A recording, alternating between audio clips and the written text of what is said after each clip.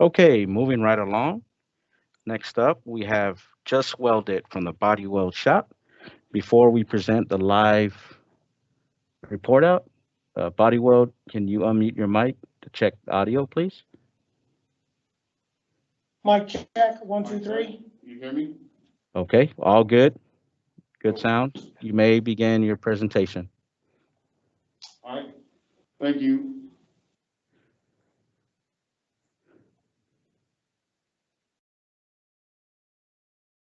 Thank you, Team Texas. I'm Brandon Ziegler. I'm Body Weld Kaizen team leader. Today, I will be presenting out our QCC theme Sarah time. We want to start out with our team safety commitment, and that's to continue improving our safety and our quality for our family and our customers. So our QCC name is Just Welded. We have our QCC advisor, Jose Garcia, myself as a QCC leader, our team leader, Fernando Hernandez, and our team members, John, Misael, Rudy, Juan, Thomas, and Jason Moore. So our QCC pre-level assessment, we started out right here in Zone D, about 2-2. This is our third or fourth quality circle as a team together. So we knew that we were going to improve, and then we wanted to focus on team member development. Of course, that's the purpose of the QCC. So we gave each team member a task and a step to help them develop their skills. So just to give you a little background, our Kaizen team responds to production calls for support with equipment. And from September of 2019 to November of 2019, our Kaizen team responded to 21 weld shop production calls. Within weld shop, we have our Sarah delivery system. It's our integrated delivery system and pickup system that does not require team member assistance with transfer of parts and our cassettes. Right here, we have our Sarah dolly and shooter transfer point at our Zone 3. We have our Zone 3 shooters with live parts, and then our dolly with the empty cassettes on the bottom. And then the image on the right here shows the transfer of the live parts onto the dolly, and then the shooter now has the empty cassettes. So at this time, I'll hand it over to Jason to go over step 1. Thank you, Brandon. My name is Jason Moore. I'm currently a team leader in the production support team in Body Weld, but during the time that we had this quality circle going, I was a team leader in main body. Going over step 1 for clarifying the problem, our ultimate goal was to provide a safe environment for all team members and instill the safety culture that Toyota provides so we can eliminate all HYP issues. So as you can see illustrated, and as Brandon had mentioned, from September 2019 to November of 2019, there were 21 weld shop production calls. That was our current situation.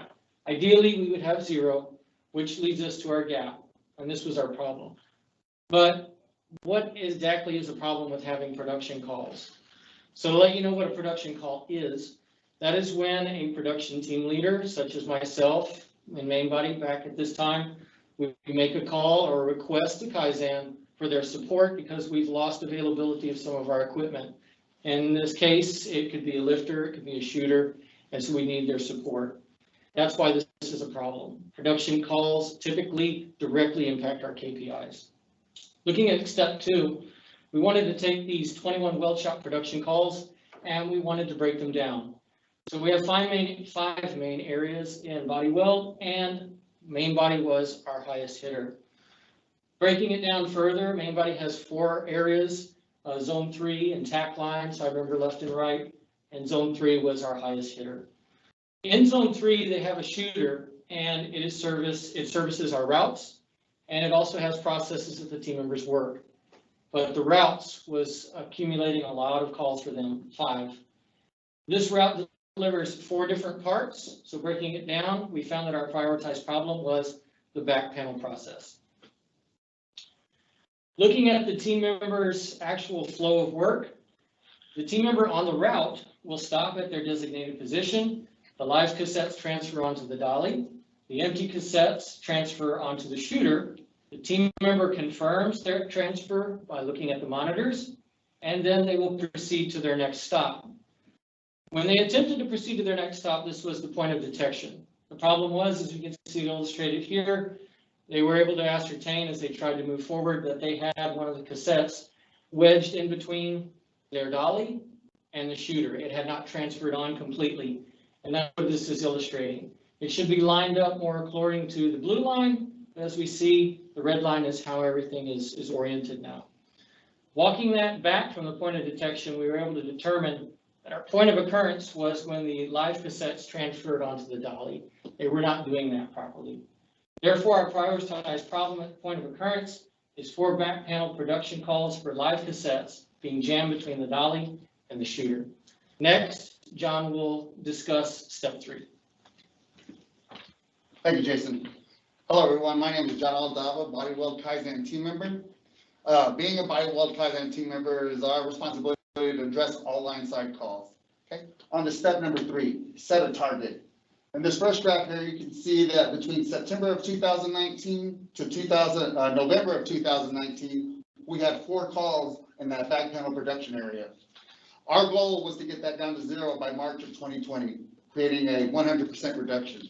Here on the second graph here, you can see that if we did in fact meet our goal, that it would take our calls from 21 to 17 through the production area, through the weld shop area, creating a 20% reduction. At this time, I'm going to hand it over to Brandon for step 4. All right, thank you, John. So step 4, to determine a root cause. So we found that our PPPO was 4 back panel production calls for live cassettes being jammed between the dolly and the shooter. Utilizing our 4 M's, the man, the method, the machine, material. We'll start with man. We said man was good. Team member is leaving before live cassettes have transferred. Team member is not following standardized work. Through process audits or production audits, the team member is following standardized work. Moving over to material, cassettes don't transfer correctly. Cassettes do not all weigh the same. Cassettes are made of different material. Cassettes are all made of the same material. We confirmed by physical inventory, so material is good. Our machine limit switch is not activating correctly. Dolly is damaged or bent. This is good. This is in good condition. We confirmed by TPM check sheets. So we go back to our method. We determined that this was not good. Team member can't see all cassettes have cleared. Cassettes can sit in a blind spot in the camera, and there's no suitable visual confirmation for team member, which is our root cause. No suitable visual confirmation for team member, therefore cassettes can sit in a blind spot in the camera. Therefore, team member can't see all cassettes have cleared. So this was our root cause verification. We went to the floor, we placed the live cassette in between the dolly and the shooter, held it in place. We looked at the monitor and could not see the cassette on the screen. So we have a team member here on process. We set the live cassette in between the dolly and the shooter. This is what he's looking at. This is kind of a zoomed in version of what he's looking at. It's still not a suitable visual for the team member en route. So step 5, develop countermeasures using our decision matrix, and then going through cost effectiveness, can we do it, durability, feasibility. There were 4 countermeasures that were proposed. The first one, have team member verify by getting off tugger, add cameras and monitors for visual. Third, add prox and light to each shooter that reads the cassette. And then our 4th, add locking mechanism that doesn't allow dolly to move unless cassettes are transferred. So our 3rd countermeasure, proposed countermeasure, add prox and light to each shooter that reads cassettes, gave us our highest total points of 23, which is what we went with. So our action plan, develop countermeasures. Action plan was to add the prox and the light to each shooter. We wanted to come up with an action plan to determine what countermeasure, who's responsible, where this was taking place, and then when to start. So utilizing PDCA plan, under plan, we wanted to get with maintenance to see if we could use the PLC for power source. We also wanted to gather materials to run trial on back panel, on the back panel shooter. Under due, we wanted to fabricate bracket for the prox and the light, as well as install prox and light to shooter. Check, we wanted to run trial of prox and light on shooter, and then act is to confirm we have good condition when cassettes transfer, as well as Yokotan to the other shooters, backframe, header, and cowl. Step 6, see countermeasures through. So we have 2 images here. We placed, this is where the process is located on the shooter. We have the light that's installed here. The process is in a location that will detect the cassette when traveling down the shooter onto the dolly. The location of the light allows the team member to easily identify no good condition of the installed prop. Again, we have 2 images. We have the props right under here. We have the light there. We have a no good condition here. The cassette is where it's between the dolly and the shooter. This indicates the light to come on. This allows the team member to quickly identify a no good condition and then stop, call, and wait. So this is a quick video of the transfer. This is, if you pay attention here, the light will blink. This is just telling the team member that the cassettes are transferring on the top side. Once this light turns off, it's just a visual saying, hey, we're good. You're good to proceed. So John will take over for step 7. Thank you, Brandon. Okay, on to step number 7, confirm results and processes. Okay, here you can see between December 2019 to March 2020, we actually ended up with 2 more calls here to the back panel production area, and that was before we implemented our POKIO. Due to COVID issues, we were unable to get enough information between April and May. Until the month of June, we were able to get it, and through that entire month of June, we had no issues whatsoever, which was very, very good for us. Okay. Now, anytime that we have a damaged cassette, we of course take it offline. We do our best to repair it. In the event that we cannot repair it, we end up having to scrap that cassette, and therefore having to buy a new one. And each cassette costs over $1,000. So implementing our POKIO helps to eliminate that potential cost. Okay, at this time I'm going to hand it over to Jason for step 8. Thank you, John. So after the installation of our countermeasure, the trial, and confirmation of its effectiveness, that leads us to step 8, our standardizing successful processes. The final part of the act was to make sure that we yoke attend this prox countermeasure to the remaining shooters in zone 3. As we can see with our top portion, our live side cassette zone 3 Denwacho, our back frame cal and header have all received that countermeasure, and they're complete. Additionally, we wanted to begin to review an opportunity to yoke attend these same countermeasures to station 4 of TAC line, because that's where the team member is going to make a delivery of these parts. And so as we can see with our Denwacho here, we have that scheduled and we are beginning work on that. So I'll hand it back to Brandon for our conclusion. Thank you, Jason. So we're going to go ahead and conclude this with our post-level assessment. As you can see, we started off right here in zone B. We increased to zone C. Again, this is our 3rd quality circle. I think 3rd, it might be 4th as a team. So we really try to focus on the weak points, I guess, individually. And in doing so, we get better each time. We can tell it's been a big, it's a team effort. We're all in it. It's been a great opportunity for all of us. So this concludes our presentation. I want to thank y'all, Team Texas, for being here during this presentation.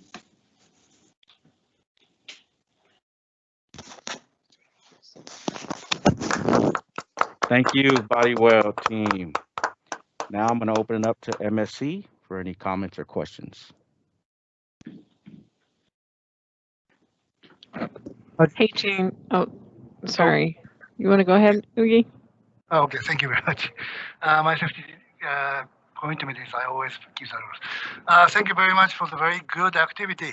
And especially this is very basic of TPS way of thinking.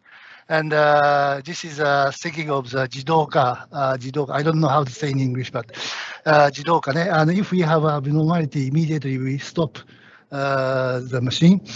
And in order to avoid to flow out the energy parts to the next process. So this is really good activity, and you achieved the 100% reduction. Very good activity. Thank you very much. And please complete all the yokoten, please. Thank you very much and congratulations. Thank you. Thank you. Thank you. Hi, gentlemen. This is Suzanne Kazunas. My safety commitment is as we make ongoing equipment changes to capture team member concerns and ensure we're implementing countermeasures. Absolutely great presentation, and I really appreciated that you focused on the level assessment and the activities that you're doing to try to really focus in on your personal improvement. I'm interested though, at the end, you guys kind of wrapped up talking about the success technically on a personal level. Would you mind sharing, what you enjoyed or didn't enjoy about this particular QCC activity? Well, for myself, I can, obviously, I don't know if it was obvious to y'all, but public speaking is not my biggest thing. And getting out in front of people and just putting myself out there a little bit more was something else for me. And helped me I believe it helped me better. And then also my computer skills aren't the greatest, and learning to do a little bit of graphing, helping with the graphs. These guys helped me out and got me a little further ahead on that. And as far as, this is my first QCC to lead. I've been in several, my first one to lead as a team leader. I've learned a lot, through this one.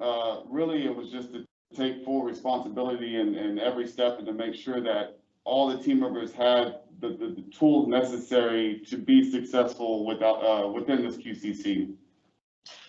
For myself, looking at, I had step 1 and 2. So step 1, I really had to focus on, I thought it was just okay to say, oh, we have a problem, but to explain why it's an issue was kind of a new concept to me. So I had to go through that so that we can explain it to someone that maybe has never been in manufacturing before. This is a problem because of this.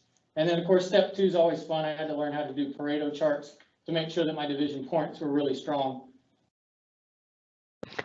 Well, you all did a fabulous job. And, just as far as going through all the steps, it was very clear and easy to understand your activity. And it was not a simple countermeasure. You really coordinated a lot of work with multiple folks. And so appreciate your hard work, but don't sell yourself short. Next time, share with us those individual learnings, because really that's what it's about. And so congratulations and great job. Thank you. Thank you. Thank you. Hey fellas, this is Todd. Sorry, I was talking, but I was on mute, so the mute button got me. So I'll start my safety commitment. I'll ensure safety in our group by good communication and follow up on issues addressed. Hey, Jason, John, Brandon, obviously this Sarasota project has been going on for some time. It's one of the most complicated projects I think we've ever tackled as a body ops department, as far as self-integration and development and true Kaizen. And, I guess you can say the easy part was getting it to where it was integrated between equipment and dollies, but then the fine tuning and finding these little problems that you just identified, because, that's the part of the overall Kaizen. I think, the plan is good and the concept is good, but after you get in, it's the trial and error part. And a lot of times we walk away from that and we just deal with it and we have those struggles, but you all showed perseverance and dedication to knock those out and really make a better process. And then not only from a safety and quality perspective, but you address the cost. I mean, each one of those pallets is over $1,000, and I don't know how many we've bought because they've been damaged and things like that. And now you put a system in place that alleviates that and really puts money back in our pocket and alleviates from having to spend that. So I'm really proud of you. Thank you for all your hard work. You Kaizen guys and gals are you're the backbone of what we do from an operations standpoint every day. So thank you very much. Thank you. Thank you, sir.